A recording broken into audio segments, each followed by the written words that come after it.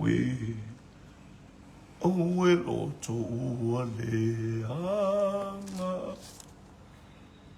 ua matua so e sa loto ua maalava ua ni fatu fai ngata lausa mala Yesu ya momo ai lausa mala Yesu ya momo ai ola lava fionga lesa malaonga e mawhai ai loto uma e uilava ni ala lausa mala e malepe ai lausa mala e malepe ai fia famaluluina loto nei maatu e alatu ai viinga ile mana o Yesu lausa mala ia famana ina mai lausa mala ia famana ina mai ole loto ua momo e te whina ngalo iai ole loto wha amaualalo ia whatupu ina mai ia lausa mala talu ai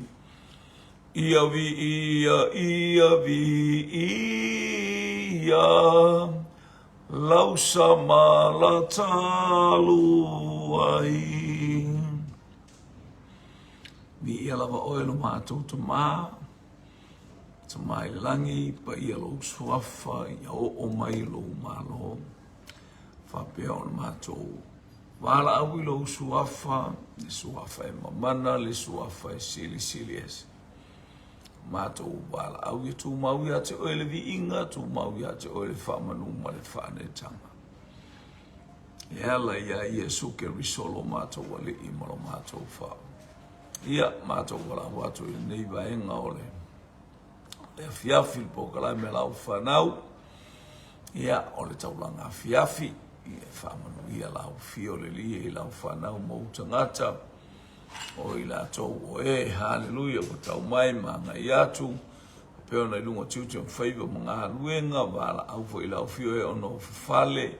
Se fo falongolongo mai fale mai po le fale pui o fe lava se me o no fu mai ai ele o mau so na sa o tonga wala wala upu o sa mala e malepe ai loto fale tonu maloto ba ile upu ala o fio o le sa mala o nga mo I mato I fatasi mai mi ala o fio tai oi me umai lo vi inga ona o Yesu. Alleluia, alleluia, alleluia, alleluia, alleluia. Ia. Tu mawile atua le vi inga le wha manu ma le wha ane tanga. Whatalo whatu le a inga le whatu atua. Whaina mo mai niwa inga le afiafi. Talofa lava. Ia. Tātou se mai tātou polkalame nei afiafi. Ia, vi ia le li. Ole. Tala leo te iai sa mata mai na nafi o Yesu le leo ma moe le lei.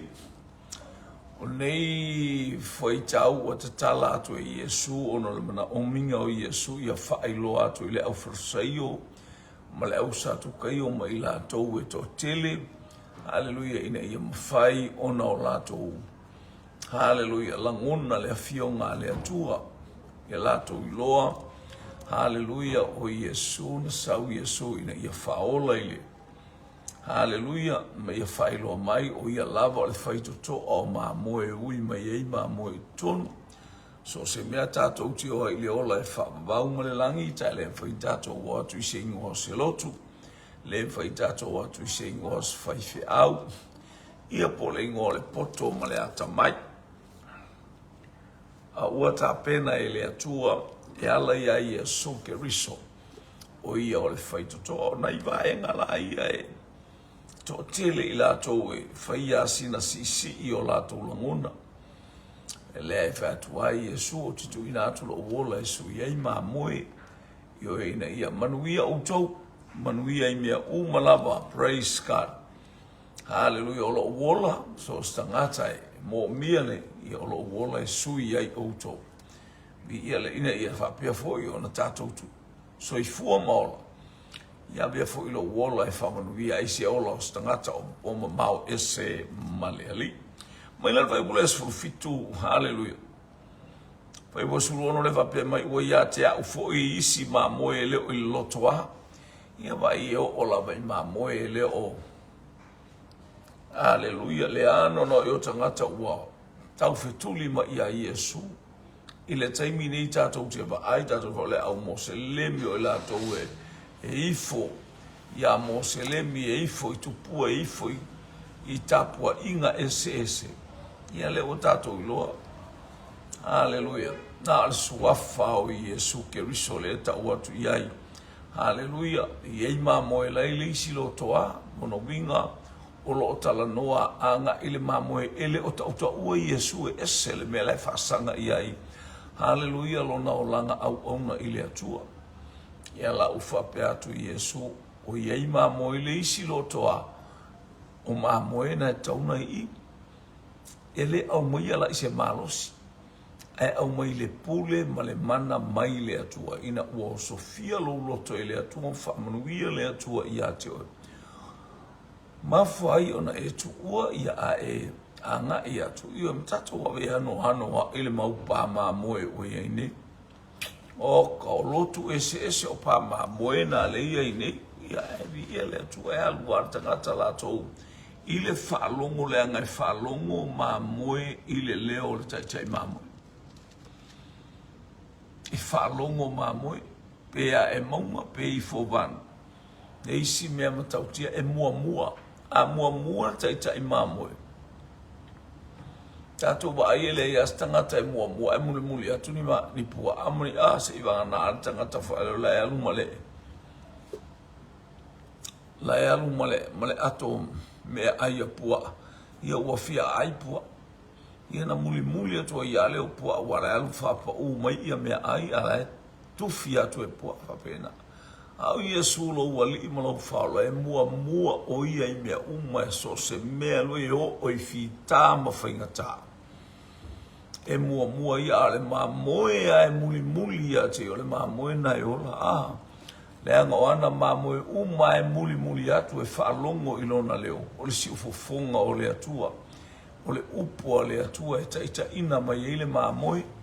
E le taita ina le mā moe i se mā losi o se tangata. Ni ia le li. Le lau whapea i le moto o tangata le iutai o nisi ua o iai o nisi ua le ai o nisi ua solo muli o nisi ua whapea nā lava o nā. Tau mia i lātou i le tele o whaupunga ma whamatalanga. E mana ia pa e matua whalongo a ia oi le leo le ola. Whalongo a oi le leo le ola. Pe o le tala le pipili le mata o le tau wasola le mata upue. E iwa. Hallelujah. Whalongo a nawa umano tau watua ia te oia o i fo i tau tito e mana o to e tau watua. I ia le. Hallelujah, praise God. Whalongo a outou, whalongo longo i ai outou ia utala i e whai atu. ai o te le o tau no atu au mai o tō whape wha malosi o tō e ave o tō ta malo lea. Hallelujah. Ai a tō whisili so o mai a te aulono winga o tō te mana e whai o tō ma so olo. O le ta malo le na wha malo loa o i tār tangata. O mātou o so o mose a o oe. Ia o le so o le tangata na ia tātou waila le o tō pule pisa. Tātou waila le o tō pule fi ai nai. Tātou waile o tō pule le la ngona o le leo so na lafo. Hallelujah. O tō pule loto le anga. Aisea ele o ona ole le whaalongo le lei o le tangata. O le tau mo whai o le tangata, ia muli muli atu le tangata ia te ilatou. Ai aua ne i muli muli le mea o lo whetalai mai e le fina ngalo, le whetalai mai le nganga o le atu. O le mea lea, e alofa mai ai le ta maa ia te au. Awa u te letu ina atu lo wola, ina ia outoe. Awa o te tu ina atu lo wola, ina ia outoe au mai ai. E lea i se tasi ina te ave se ina ia te au. Ai peita u au. O te tu ina atu e au lava. Whalongo la i tala Iesu. Whalongo ili whalongo tangata leanga le whalongo. Wa mata na puna mai le ita.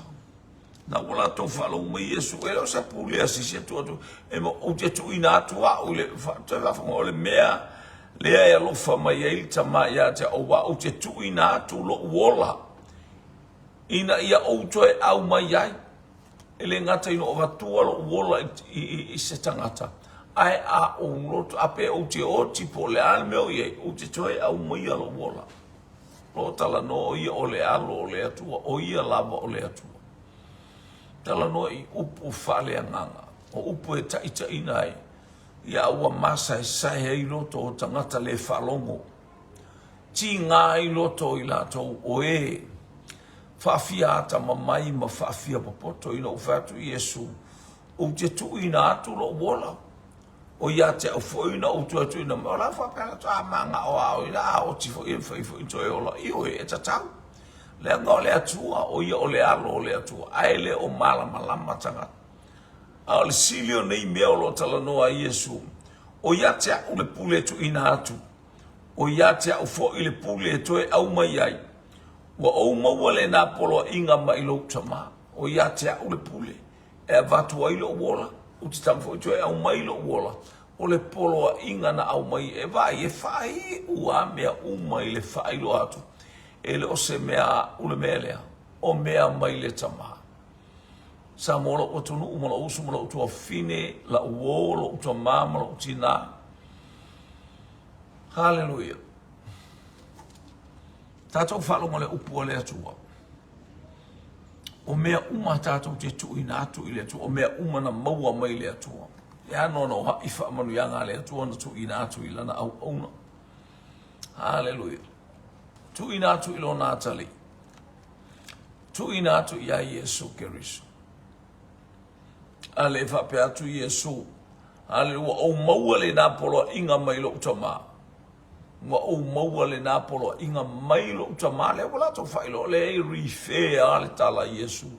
Ile atua. A la tau te wa ai i mea ua whaia i mea ua tutupu ma mea ua ali.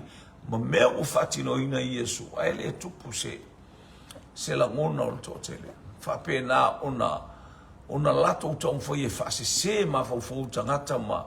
O lato tau whai e whai taua i a Iesu. Lato whai e te i a Iesu. Alo o tau tala whahali Iesu i mea umana te au mai a imanuia o lo o iona lima. It's all from God. Whai upulea o sungaleiwa. Ona toi vailua ina leo i utaia ia upu. So se teimia vai lua aisia o le tele o tangata, o le tele o tangata te whaalongolongo ia. Whase se ina i oe. Tele o tangata whaalongo lava oe ia ua tu ina ia te oe le ola ma le manawa, ma le mafau ma le poto. Hallelujah, te whaalongo ai e whaamasino oe. E whaamasino ina oe te le whaamawhaina e whai mai o le whai fiau. O le whai mai o le tangata le, o le whai mai o ai. Whai mai o le whai fiau ngoi a fiu le ai. e te whaalongoa o e male toto e whaalongo male manino. Hallelujah, o le upo le atua le tātou te whaalongo longo iai. Ai mele ia e whaalongo tu lo whai maile au sato kai o o wharsai o kape lei mase mea le lei pe whapena. Whaalongo foi. Wa ona toe vaelua ina leo i utaia ia upo vaelua i utaia. Ona le manatu fuā, o le fuā, o le fuā. Io o le fuā le ese mai le fuā o le atua. E alofa le atua i ate oi. A o le manatu fo ia le fatu i ese fina vale, fou vale. Ia ele o tu ua i e sula tu ia lana poka le mele Samoa. Wani e tu o se mea moni ma se mea ua e langona. Mai le atua e te tautala ma e malosi ai ma fai ai se fai unga mata ngofia i lou a inga. Po o lau e kālesia mea mai le atua. Ua whapea ane nisi o lātou e toa tele. Ua ia te ia le te moni, o le vale foi o ia. Pese a le mea tau te whaalongolongo ia te ia. O le nau mai e whaalongolongo, le ua whaalongolongo, ale ufa mai o le vale. Te le tangata whapea nā le soifua nei. O le mea whaino mai fia whaalongolongo. Whaalongolongo le whailau whai fi au pe te whaalongolongo. A whai te sau i tu ta i atu ai oe. Hallelujah, langa pau wale mea la e fia whaalongolongo i ai toa tele o tangata i a mi o le anga ma tangata anga sala. Awane i tau tala atu se tangata e tau atu ai i ale mea moni ale te soifua ma e olai. A ia wha alo ese, le ai o le upo le atua e le alo ese. A le upo le atua ina ia e ola, ia o wola tato wola. E leo se upu e whapea e taua ina a taua tulo le mea la bea li tangata ina alo le petu le ai o le mea sili na o le upu o le atua o le ola tanga le na ina ia tau atu ia te oilo loto e matau le fora tangata la o Yesu la e sila fia Yesu loto umana o loto wha le tonu loto wha fia popoto loto wha fia ata mamai loto le mautonu ia le tala no atu a Yesu Hallelujah. E whatu e mai ua balea. O le te moni. O ia te ia le te moni. O le vale foi o ia. Pese a le mea tau te fia whaalongolongo ia te ia. A le foi whaalongo foi lako. Whaalongo lako le foi ia le tala. O le whaalongo o lako le leo mafua. O le lea e fitala no ma Yesu ala ufo watala no atu lato. Ala ua lato foi me o le vale. Ina ua lato i loalo lato le tutusa te lo pe alua le tutusa mastangata. Whamanu yanga nā le atua e te vivi ia i le ali. Te le a tangata e whai me le anga i a te oe. Te le tangata e whai na elo i a te oe. Aisea unga le afionga le atua. E le leile whai na elo isi me au le upua le atua. Oka le tele ma le ano noa. Langa e wha maoni le afionga le atua. Hallelujah. Woto o mai ia te ue tele i lato o ea. Lato te anga le anga. Lato te tau whaatau wa aina o e fia i le tala le leia le atua. Praise God. Wa ia te ia le te moni o le vale fo o ia pe fa pe se ase me tau te fia whaalongolongo ia te. Ara e whaalongolongo ia i oka. A ua whapeane nisi. Ele ni upu ia se tangata ua urutino e sia wa aila ia la ua whakong. La ua whakong sa o maia. O lau poto le anga. E whatonu sa o maia o e le tangata. Tangata vai malele fe au tai. Ele o se tangata o ia se poto whatus pa ia. A o lana whaalongo, ua whaamanuia i lea tua, te ilo lau whaalongo e whaamanuia i lea tua i a te oi. Whaalongo le tala tangata. Eleni upui a se tangata ua ulutino ina. E mawhai e se tangata e se te moni ona ia whaapupula ina mata o tau aso. Matau lea o le tau aso le mta upu e iwa lea ae. E saua ili porka la mele le ita o tangata. A le ua mai ni tangata ia le tangata ia e ta ua le tuspa ia. Hallelujah. O tama mea ma tama fia susui e le iloa na pau me o lato fato a whaalongo a o le au popoto le anga ua o au ina i lato. Hallelujah, i tala o mea tau loto ma mo mea tau tuspa i a tangata pa wale fato a whaalongo le tangata manuia lo na loto o le ako ke fai mai o le ke mongi e valea i oni tala i e fai esa tangata valea e ba fai esa tangata valea e fai esa te moni na wha malo lo se ma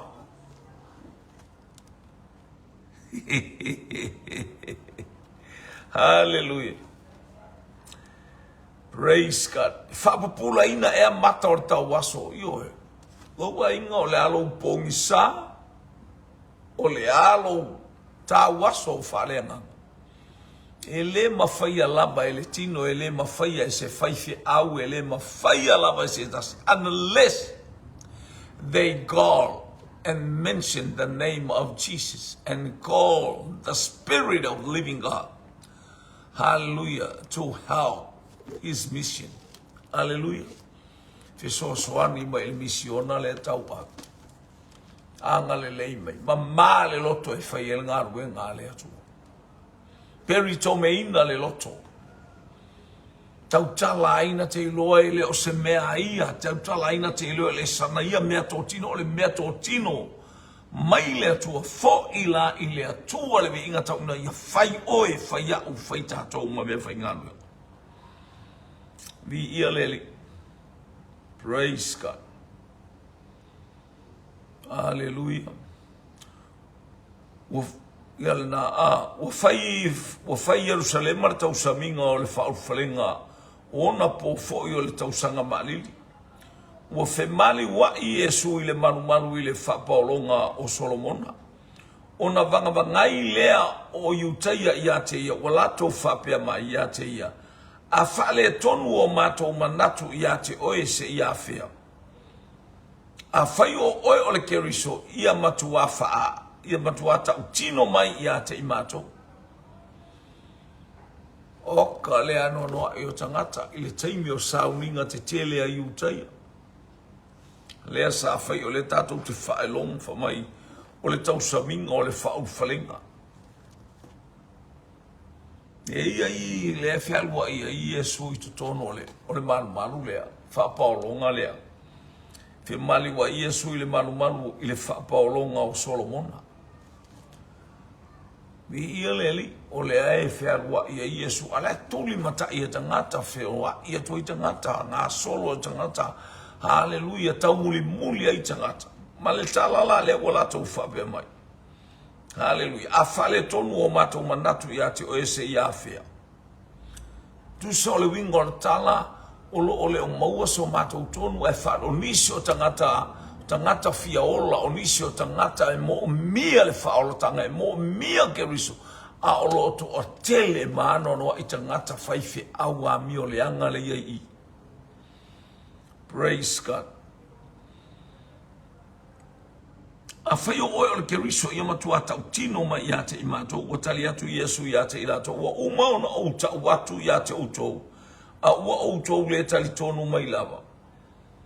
O ngā nuenga o te whaia i le suafa o lo utama, e moli mau mai lea ia te au ia le wai outou. Ka fiu e kalangoa koe ko whapea o waru se mea ulafia ima whaengia ua o kuspa ia po waru whapea watu. Hallelujah, o tau tau watu e tau whaalongolongo. Lei tau te tumu mai ai aso uma wao il farasa tātou te wheko ai mai ai i le teimi uma. Leo te tau tala atu i a te outou. Hallelujah, o uma no tau watu o ngāru wenga o te whaia i le suafa o lo tama e moli mau mai i a te o ngaru wenga i o te whaia whapupula mata o tau aso. Mai supa. Hallelujah. O i lato waulu tino e te moni le ano noa i o e tutuli o e mai ese. Lewa tau whalongo. E le ngata ina tau whalongo o waba ai i ai o tau mata. O le ala ali si meo ke moli o ke. O ngā ruenga i au te whaia. Those are witness. Are you witness of what I'm going to do? O mea o te whaia. O mea o lo whaia. O vainga na apa o moli mau mata te tele ia te uto. Ua tali atu Yesu ia te ila tō uma o praise God. A ua o tō le tali tonu mai lava o tō. A wae le ni au a uma moe o tō. Pei ona o whai atu ia te o tō. O a uma moe whaalongo mai la tō ilo leo. Leo wa to e fo ianga I tua ili mata. Ile amatanga mai le tusi le mamoe ma le leo mamoe. E ala na tau le whalongo. Langa elengi a o mamoe o kouwara ki Apollo. O mamoe o tō wara tangata le anga lale. I oi. E tau te le fia whalonga o mea ko kelo e vi I ai o tō. Na o mea ia watu ia whawhia fia o tō. A ele iai se ngānu wenga tau te whaia I o tō wolanga. Tau te o ia matua sa ili ali. Tau te o e tatalo, tau te o e anapongi, ngā o mea e whawhia fia I oko, a uka uaku ala mea ia, tau wa ai ngā ruenga o te whaia, mo uta watua ia tau ele anga tau wa mio, ele ai se isi e whaamaua lalo, ele ai se isi e salamo, e tu sa e mai, whai mai o ngā mangaku, whai mai anga kala, ia, e wau whai atu ia te o tau. Alleluia. O ngā luenga o te whaia, e moli mau mai a te au. A ua o tau le talitonu mai lama o tau. A wae le ni au maa moe o tau. Ia leo walafu, e le ni au maa moe o kou. E tau te au mai tau whalongolo, e kou popoko kou ke maua se mea, e fua moa se mea. Tau te oma se whamatalanga, tau te oma se whaupunga ngā mea se kou ke oma o kou. E le ni au maa moe o tau. O a uma moe whalongo mai I la tau I lo leo. O te iloa fo I la tau. Ua la tau muli mai fo I ia te au. E muli uma mai ama me kou vai. Alan kou muli mai ma kou mai ai kangaka ia kou kele. O le kou mai kau whai e whase se ma fau o tangata. A tau nofu au tau wharsam tau nofu. Ai alan kou whafolinga mai kou o mai le kou ke. Hallelujah, tau te o mai whapena, o no lo tau o mai, tau te muli mai e tua o tangata ia. Hallelujah. Se I tau whalongolongo, ia leo whai atu, o a o maa moe muli mai, a o tau eleni a o maa moe. E he tala noa I tangata le whalongo. Ne I te iwa avea o e ma tangata le whalongo ele o se maa moe le maa no le langi. E whai alo loto, e whai alo o e maa fau. O te le o whai atu ia te oe e te sau ia te au, po te whai te oe te sau la ulotu, po te whai atu ia te oe le mea moni, leo te whai atu a leo tau tala ia te oe lea fionga le atua, wha malama ia te oe, ina ia tupu lou manatu, ia tupu o langona I le oa ma le tamao a inga whasoa o le atua. Hallelujah. O te avatu fo I le a sau ilunga loso fitu o a uma moe whalongo mai lato I lo uleo. Ua o I loa fo I lato, ua lato muli mai fo I a te a. O te avatu fo I le ola e whavavau I a te I lato oka se mela abele mamoe. Ua kwa ki ngā wharosaio, kwa ki ngā tusi upuale moto tangata le kua kau whai muli I a Yesu. A leo o mai foi malako se kau mo ele o mai ni mea lele tele tangata o mai ele o mai ni mea lele ai o mai pe o mea o maua nei vai tau o langa spai ele si pai ni mea lele e si pai itala fai fi au mo malaunga fai fi au mo me fa pena ai lele pe asa o e fa longo pe mo ai foi sana la unga lele. Hallelujah, praise God. Na ngoi le fa marosi ai se isi melo I lo atu ia ni tangata. A ole mea le watupu. Hallelujah. For mai Yesu o a uma moe muli mai a tia. A o ko welengi a uma moe. Ko kele mawale ola e fa wa wale for mai Yesu. O te avatu fo I le ola e fa wa ia te ilato. Lato te le fano lava o I le fa wa. E le mawhai lava e se tasi ona fao ia te ilato I lo lima. Whatever time you accept Jesus as your personal Savior and your Lord, never lost, never fail. Amen. Aisha, langala ete muli tu I ma nga atu. Hallelujah wa e falungoina te ai leola. Ete tau mawhai whaamanu yang ole whau unga le atua. Hallelujah. Ati ngā fo I wā tili ai ona e oli. Amen. Amen. Ni praise God. E sua malie ti ngā. E sua malie ti ngā o le whaolatanga le atua Samoa. E sua malie ti ngā o le whaolatanga le atua langa ke ai ti ngā. Awa e loa, there is life forever. E iai le ola e whamau e ti ngā. E sua malie ti ngā o le makwaki ngā o le ngā ngā le atua. Aisia, langa o mena ui mai e ke riso aia, lale le tu tamatau. E ti ngā. Hallelujah. E sua malie e ti ngā. A e sua malie ya ke kako. Aisia, ua kako fia. You understand the way you go. Hallelujah. E te malama I le ala e te alu I ai. Ma le whaitotoa e te uia I le langi. Whaitotoa vāpiapi. E vāpiapi le ala e tau watu I le manuia. Amene. O lau tamā. O le na fua ina mai I la tau ia te au. E sili o ia inisi umalama. E le mawhai e se tasi o na whaoa I la tau I le lima o lau tamā. Nga au mai e lau tamā e le o au. Awa o fatino ina. Equipped myself as equipment. Hallelujah. Wa whao ngā o se mea whai ngā luenga. Ina ia mawhai o na avatua I le upua le atua. Me ko tātou. Whao ngā I tātou o se mea whai ngā luenga le whi au ta I mai le langi. E momolia I lo leo, ma lo leo, lau pese, ma lau pese, lau whata lofa. Hallelujah, lau siva, ma lau oso. Hallelujah, so se mea te whaia. Mea nā le te whati noa ai le fina ngalo o le atua. Mea umofua I mai e le atua I a te oe.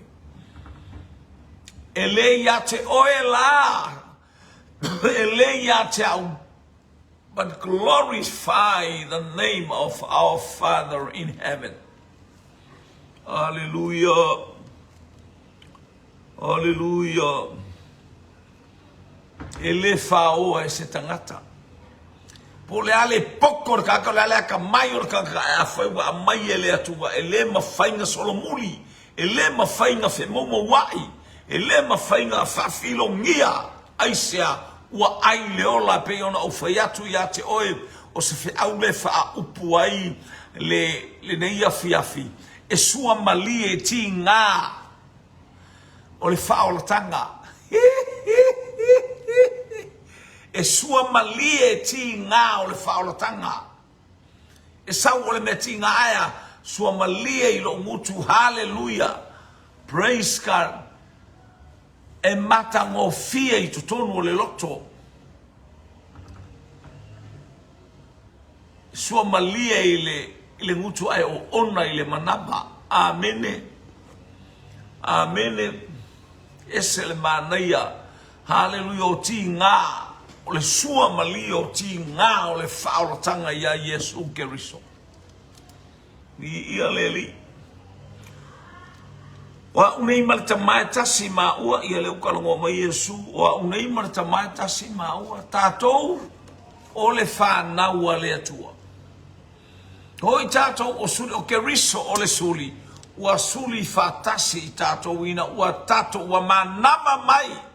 Le atua I lo nalo pele. Le anganga o le atua wai totonu. Ua tufa mai a te I tātou. Pei o le la au e toto maona la. Hallelujah. O te ero staimi e maua le vine. Tātou o atu le vine. Wale wale mata au pesfuru. Tātou ono sai mai tātou whalongolongo pea. Hallelujah. Ia po le afo I se whasoa. Ni ele atua o le suala o sau totonu o le la au. Le tu fatu o le la au I le la. A latu la le sua. Hallelujah, ole ato le whaunga le nganga pa ia e olai. Ai alatu ele ai na olau kipi lo lea. Ia se itato o atu pea. Hallelujah, kipi ese mai maule la au le whai e ngā ruenga ia ato i tamai ti whaavai taimi ngā ruenga whaavai taimi. Hallelujah, e ato i tamai ti ngā ruenga whaavai taimi. Ole menga le pulungi ia o le istaimi wa whaile me ka o le whaavava ia o mea umai. Tātou te whaalong nai maua ia auto i New Zealand ma Australia le whaavava ia ongo pe fiku kau fui api ngā vesele o mea koru e kua le whape a vesele wha e kua le koru a. Ia eo o atu toe lua vai aso ai o atu ngā ako waka waka wa pengi puou. Le lapo po o apu. Woo! Praise God. E o atu wa lapo po a whala se le mana ia. Oa umei male tamae tasi maua ua kilinga makua ki ngā. Hallelujah. Ale mea e o fai ua fia fasi o ti tangata o le loko makua leanga. Kei loa oea e tautala i le upua le atua e whapena. Hallelujah. E whaftai le atua pe a wha maua lalo o tātou loto. Hallelujah. Ai le ti ngā. Hallelujah. O le no fuali. O lo no fuali le langi. O le langi o le mea fes e whare kau ke whai e kua o ke ngofoi. Pau le tangata o mea umana whai i o lima. Pau e sau le whale. Pau le tangata o te hawa ia o te whare o te wa ai. Wha maua lalo ma le loto ti ngā. Ai mai le sua mali e ti ngā. E sua mali e sweeter. The pain of the good news. Hallelujah. Amen. Sua malie ti ngā o le whao la tanga le atua waka, praise God. Vi ia le ali. Hallelujah. Mua ita ngata le ia. Na e ui mai mea ti ngā aia. La whaile sina ke maua ngō fienge i mea. Ai tātou te maua i le whaatasi mai malo tātou whaalata la tātou i le atua. O toe whita ngofi leo i utaia i maa e whita ika ke le ka ngaka pēa kaua koe oe pēa i makua immensely o oe o le ua tamā le atua. Whapa ia o tō uolanga ma tātou uolanga ia e akire inga ika waile pa ia a. O na whapea atu leo i Yesu ia te ilatou. E te le ngā luenga le lei ua au whaalia ia te outou. Mailo utama. O se feo e o ia ngā ruenga tau te whitongi mai ia te au. Fea le ngā ruenga le kukeo me kaua ia. Hallelujah. Pe kukeo me kaua ia o ngā ruenga ia whai lea sa. Tele le loto vale, tele le whale tonu. E se le manaia,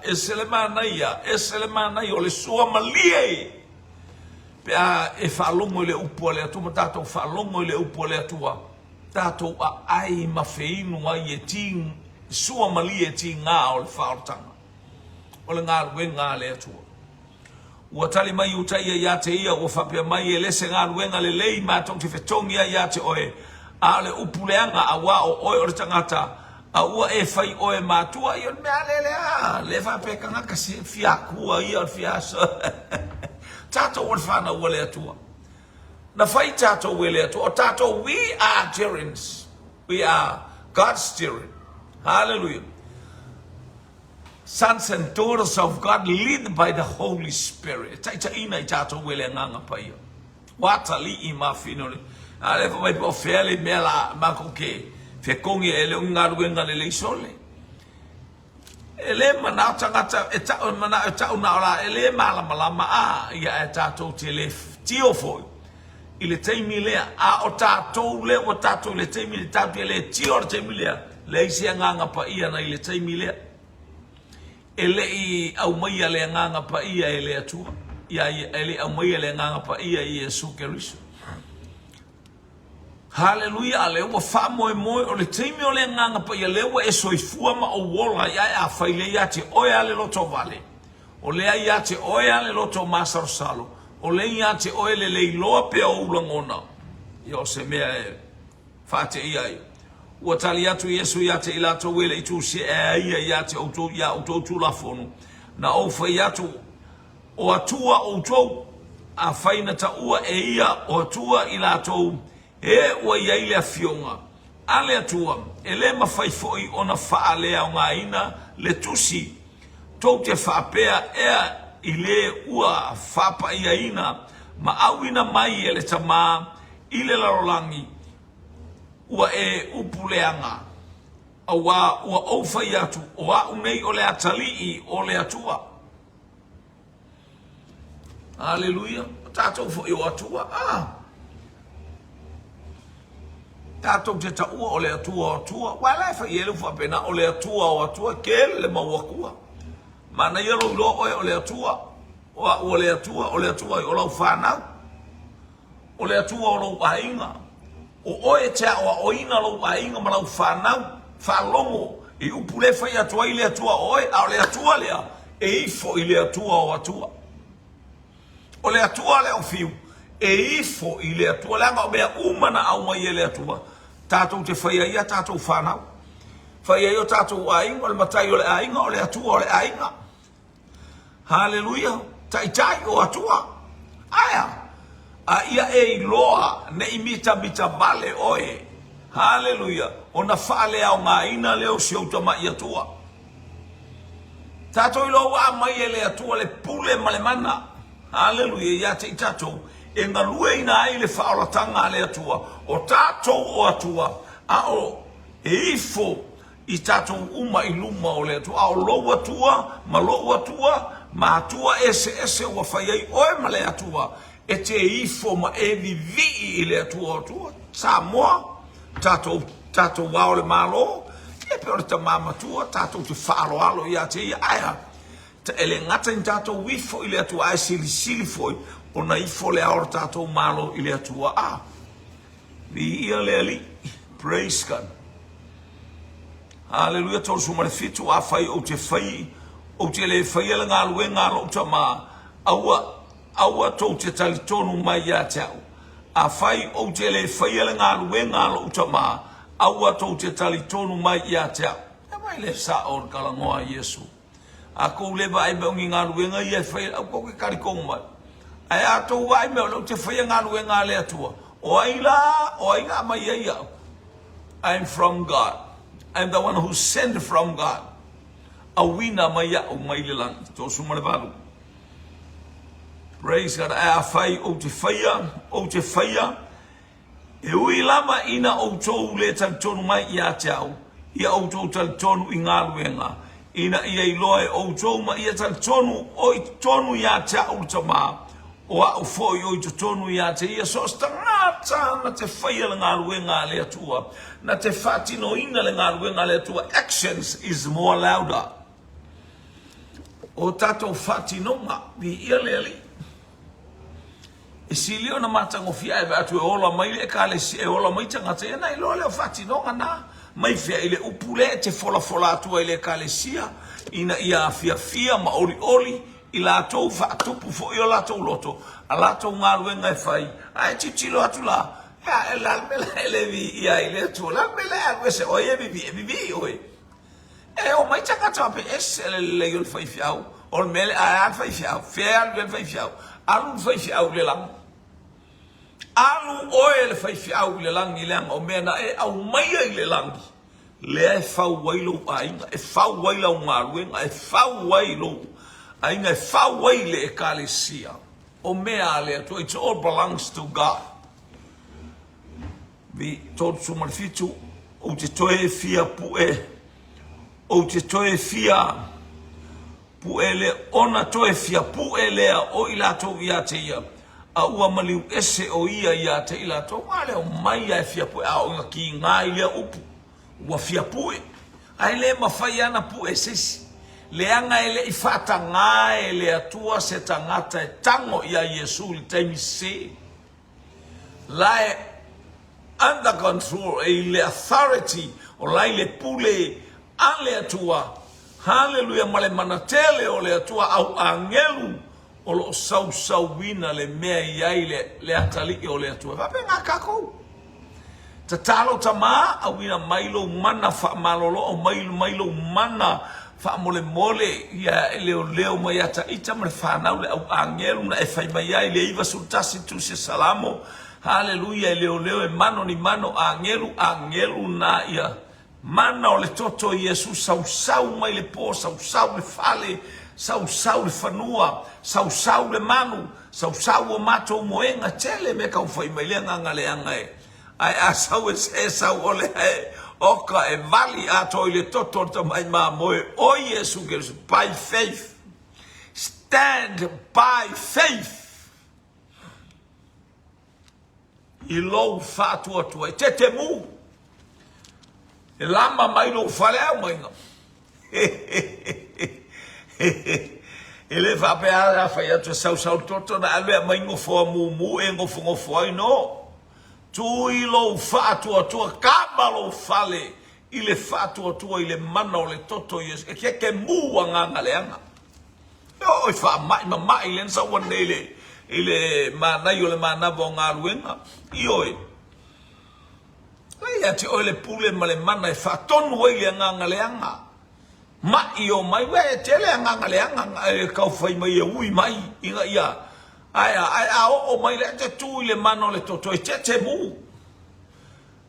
mu kele fia ka ai le ma fai ka kala ma puni le ngutu lia suafa o Yesu Kristo o ai nganga le e suafa o Yesu nganga le anga fa sala via base fa tonu o suafa o Yesu pa base ma me ame alwese fa tu pe titi pe o le fu o le sinapi lo fa tu ia lenta to fa lo mo fine puna toto mi ele ali sa au mai fe au le tu al nei afiafi le manai ia te tau mafai ma o ai o kaso ka malosi fa tai lava fai manai mi ia le ali fast follow o toi mali wane o ia italatu o yoritana ile mea na urua I papatiso ai o ane ua nofo foi o ia ile mea ona mai ile ia te io tangata e totele ua fapia foi ilato ua fapia foi ilato wai leo mai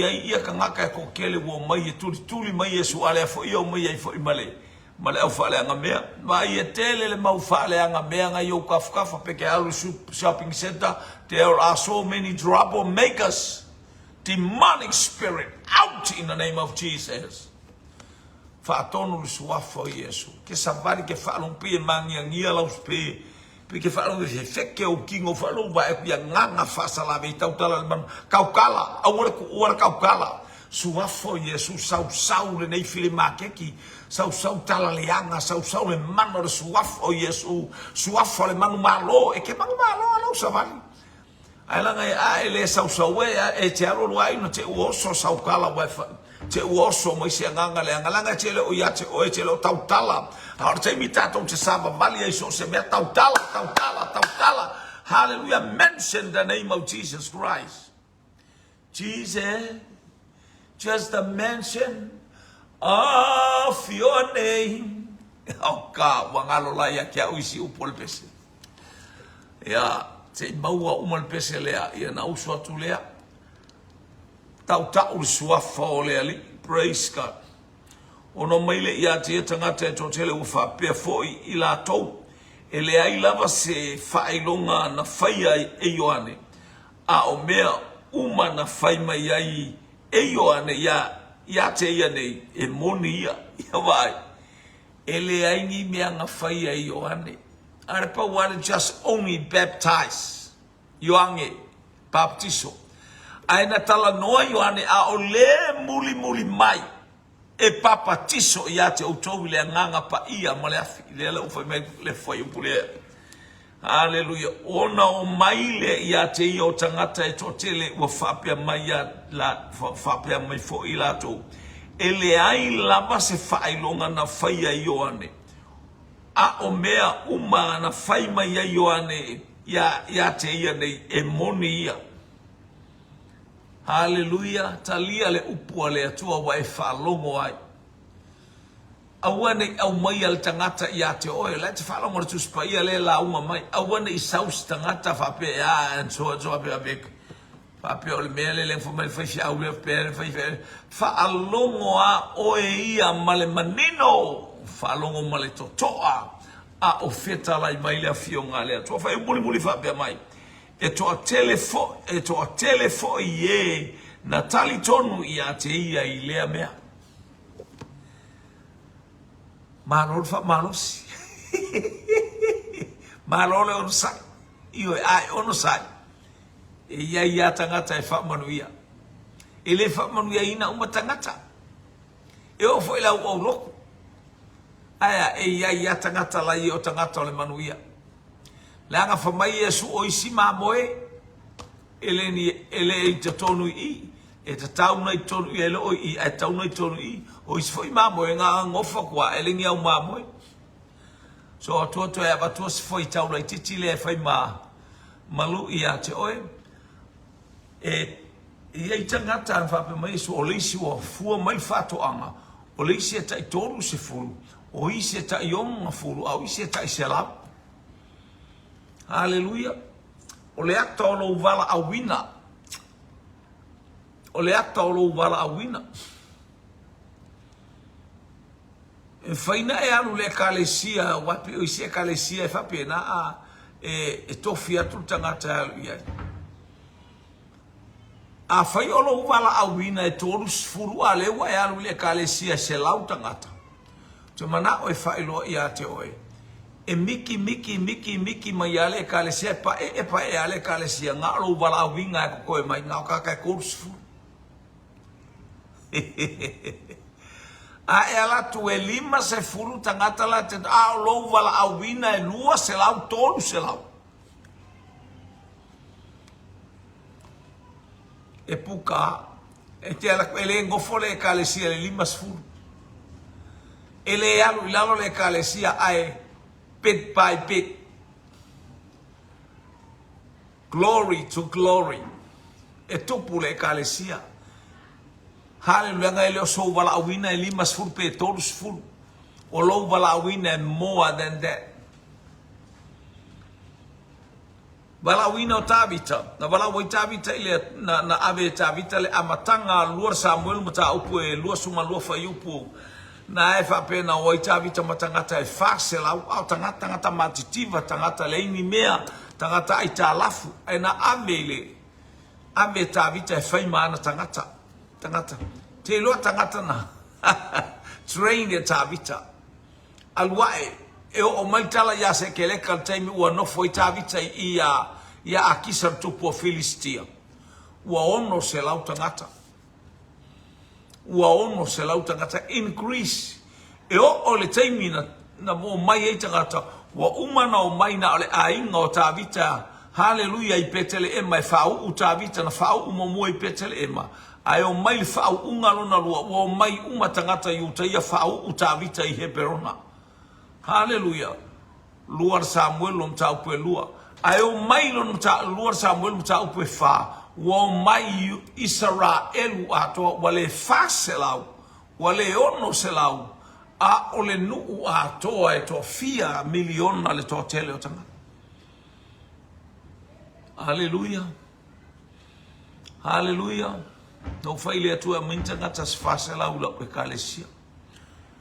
Fa lau ole o no wo faita wai ai fato a faile loto hallelujah wai nga ese awala le tu e fatino ela na porkalam e mafua ina o tu malo fia tu malo oli o tele hallelujah o utaimi panga no e mo utaimi ama no te fia la unga i lunga o penga ta failangi aisia o la misiona le o la misiona o te le alu e tala hallelujah sa tala i mua ai le o mai le atua hallelujah la unga le upo le atua i lunga o pe le pule la ale te tua o le fa se la o le ono se la e le tato te lo a fai tato polo kalami e mo ala ka yafe e kai e o mai le vai a so wa fia a fe ka kasa e increase ele atua. So what are we going to do? Give God the glory. Fa manulo suafa le atua. O na o lau upu. Ole mea ai wa e au maia e lau I luma o lau whanau. E lau I luma o tangata. Hallelujah. E fola I luma o le nuku. Baua lunga le vi inga o le atua. Whamunia le atua ia te oe le ainga o le atua. Le ngata leo au na le atua. Pena tatou mafuta. Hallelujah. Ia il whamunianga le atua. Ia le pa ia le atua. Lau au na tautua ia te oe. Ma le nganga wha maulalo. Ona Iesu le li ma le whaola. Manu ia le afiafi. Amen. Ma amen. Praise God.